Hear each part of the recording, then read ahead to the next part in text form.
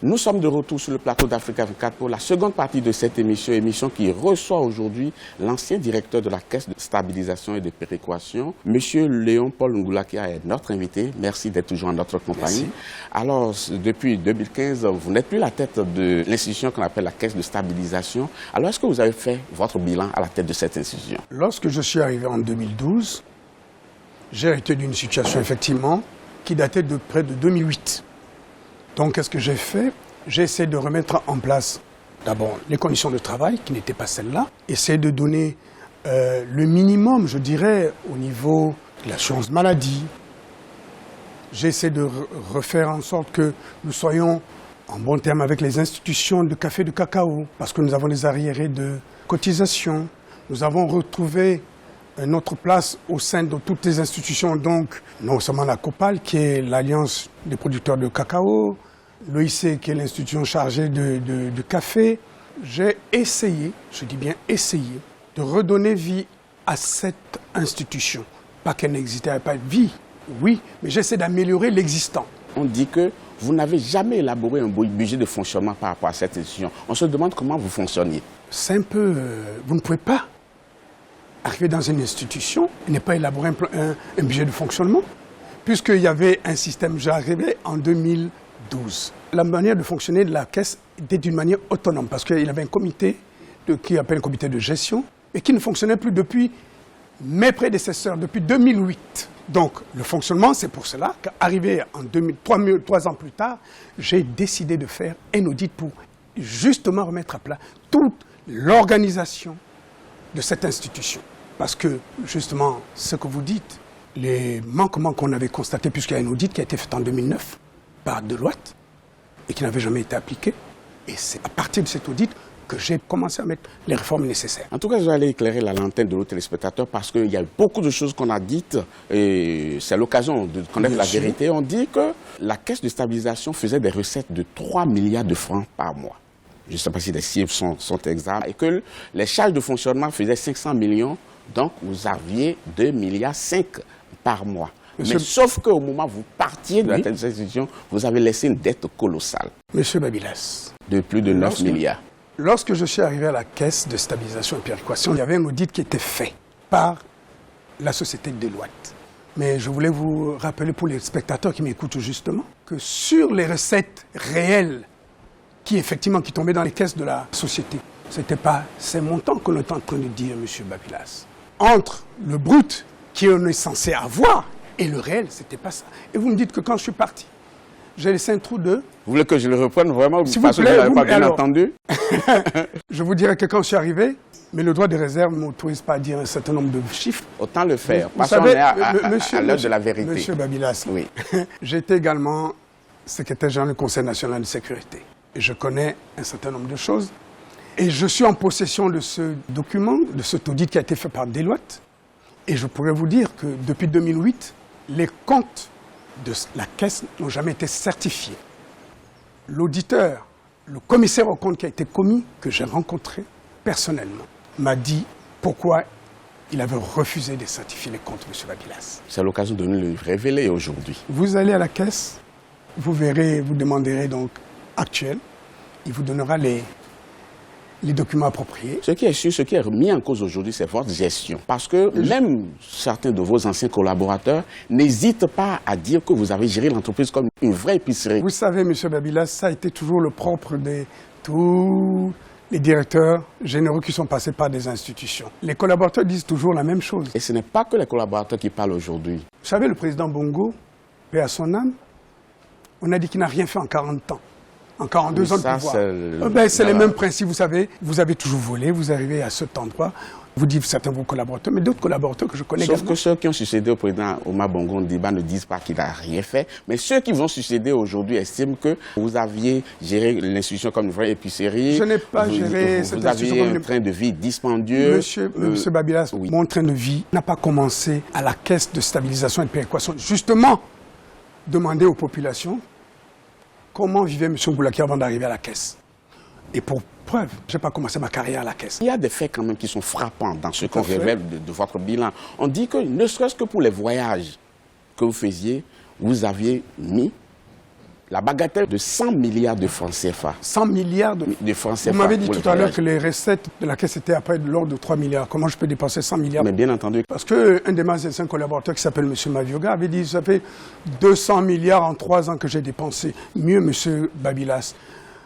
On a calculé que 200 milliards, c'est le budget de 7 ministères de la République gabonaise. Donc je pense qu'il serait bon à chacun d'entre nous de prendre ses responsabilités. Un autre fait, c'est qu'arrivé à un moment donné, le président de la République a pris un décret et a nommé d'autres personnes qui devaient conduire l'institution. Vous avez opposé une fin de non-recevoir à ce décret-là, en prenant une note de service. Je n'ai pas pris note de service, M. Babilas. Les nominations qui ont été faites par le Conseil des ministres d'octobre ont été faites sans que le modeste directeur général que j'étais n'ait pu avoir connaissance. Mieux, cela a été fait Par... quand même, hein? Mais je vous le dis, ça a été fait par un de mes collaborateurs avec les liaisons, les contacts, les relations qu'il avait avec les gouvernants.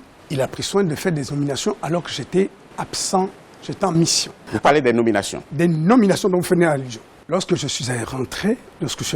Babilas, j'ai pris soin d'écrire au chef de l'État pour lui dire ceci, que il n'est pas de mon ressort de refuser les nominations ou les décisions du Conseil des ministres, parce que moi, j'ai été nommé par le Conseil des ministres, mais j'ai dit au chef de l'État qu'il était de bonne loi qu'on demandait ne moins mon avis quant aux personnes qui étaient censées travailler avec moi. Et ça a été fait derrière mon dos. Ensuite, j'ai vu mon ministre de tutelle qui était M. Likoyubi. Le ministre, semblait-il, n'était même pas au courant non plus. Mais ça n'a pas d'importance. Est-ce que vous avez eu connaissance du décret en question? Je n'ai pas eu connaissance. Je n'ai pas eu... Étonnant quand même. Même le dernier des Gabonais en avait connaissance. Il n'y avait que vous qui n'aviez pas connaissance de cela. J'ai eu connaissance de ce décret après les nominations. Écoutez-moi, monsieur. L'important, c'est celui qui a signé le décret. C'est le président de la République quand même. Vous osez mettre en cause... Je n'ai pas osé mettre en cause. J'ai expliqué au chef de l'État le pourquoi de mon refus. Je l'ai expliqué au chef de l'État. Est-ce qu'il en a pris acte? Est-ce qu'il est revenu sur le décret? Non, justement. Non. Donc, il fallait passer service. Vous avez passé encore beaucoup de mois à la tête de cette institution. Apparemment, vous y trouvez un grand intérêt et vous avez de la peine à vous en débarrasser. Je pense que, M. Babilas, le fait d'avoir dit non, pas non, à la décision du président, non, de la manière dont ça a été fait. J'ai demandé au ministre, à l'époque, il était mieux de me relever de mes fonctions au lieu de me faire prendre des décisions derrière mon dos. Vous avez estimé que c'était de l'humiliation, c'est ça? C'était non seulement de l'humiliation, mais les procédures en matière administrative n'étaient pas respectées, M. Babilas. Vous allez donner des leçons de procédure au président de la République? Non.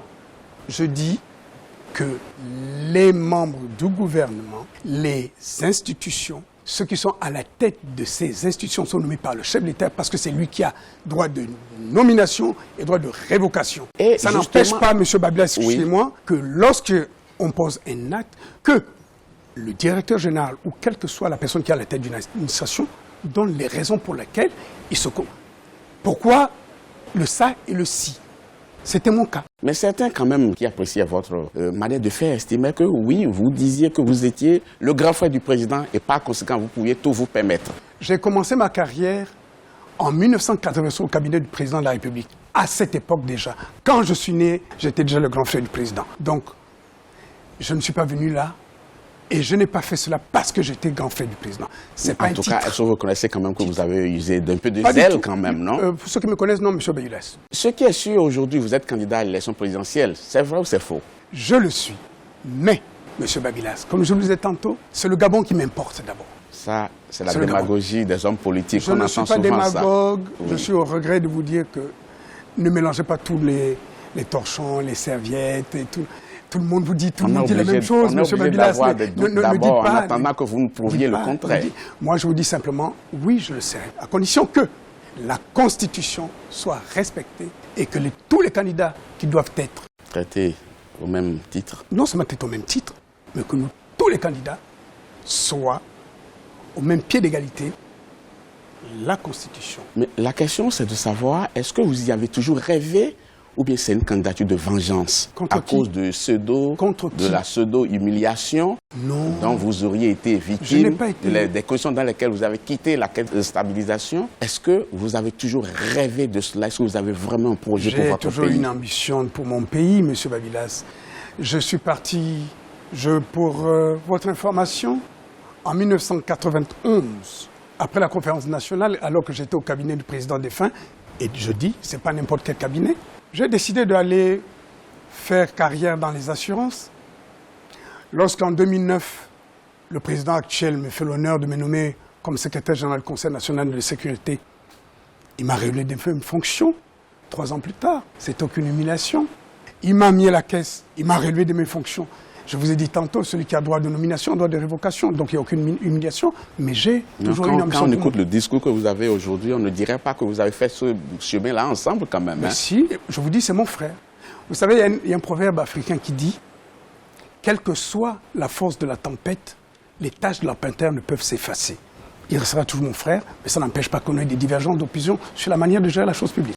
Avez-vous un projet pour les Gabonais? C'est la question que j'ai posée tout à l'heure. Nous aurons l'occasion de nous revoir pendant qu'on soit un peu plus proche et que vous soyez décidé réellement en regardant les conditions, comme vous le disiez tout à l'heure. On aura le temps de s'asseoir encore et d'approfondir notre échange, de savoir ce qu'il y a réellement comme proposition que vous faites aux Gabonais. Absolument. C'était un plaisir de vous avoir eu dans cette émission. Merci, M. Babila. C'était un plaisir pour moi. Merci beaucoup. Chers téléspectateurs, ce sera tout pour cette émission. Merci beaucoup de l'avoir suivi. Prochain rendez-vous très bientôt pour un autre numéro. À bientôt.